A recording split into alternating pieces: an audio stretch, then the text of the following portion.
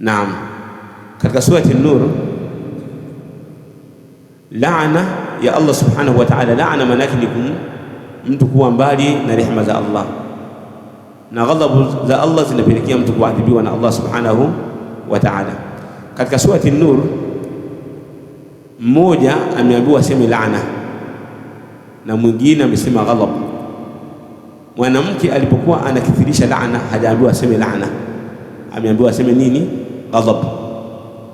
Kwa sababu mwanamke an-nisa yukthirna al-la'na, na hizi ni katika ladhaifu ambazo maulama, ni katika dondoo ambazo maulama wamezitaja na katika dakhaikul ulum.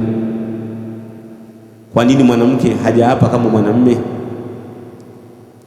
Naona hiyo al-khamisa ghadhab na huwa al-khamis la'na, si ndivyo? Zikatofautishwa kwa mwanamke haijaja laana, ni kula ghadhab, si ndivyo?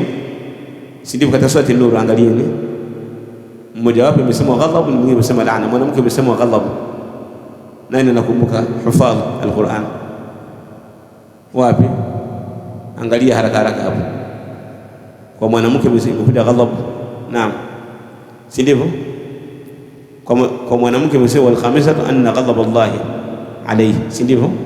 Na kwa mwanamke, yani mwanamume akiwa na hapa anasema anna la'natullah alayha, si ndivyo?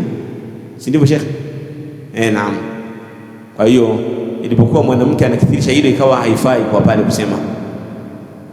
Almuhim, yote haya ni katika masuala ya li'an. Ikishatokea hili, mwanamume akamtuhumu mke wake kwamba kazini, kuna wanaume huwa na tabia hizo. Kuna wanaume ambao wana tabia ya kuwatuhumu wake zao kwamba wamezini. Anamtuhumu mke wake kwamba kazini, alafu anaendelea kuishi naye.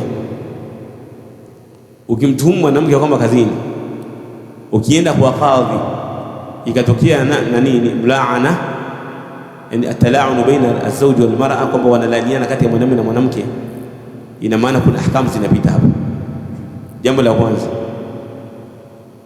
kama ni mke wako mnaachana ala al-abad, hamturudiana tena.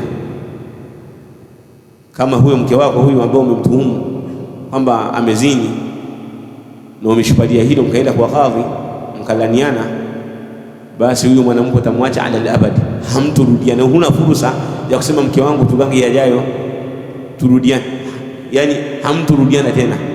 Huyo ataenda kuolewa na wanaume wengine.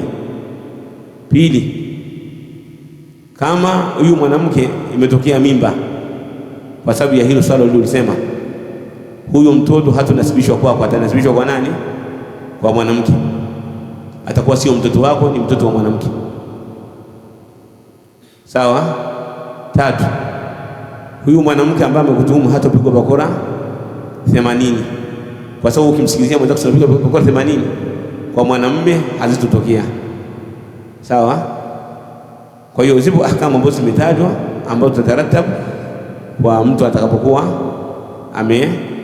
amefanya laani kwa sababu ya kumtuhumu mke wake kwamba amezini.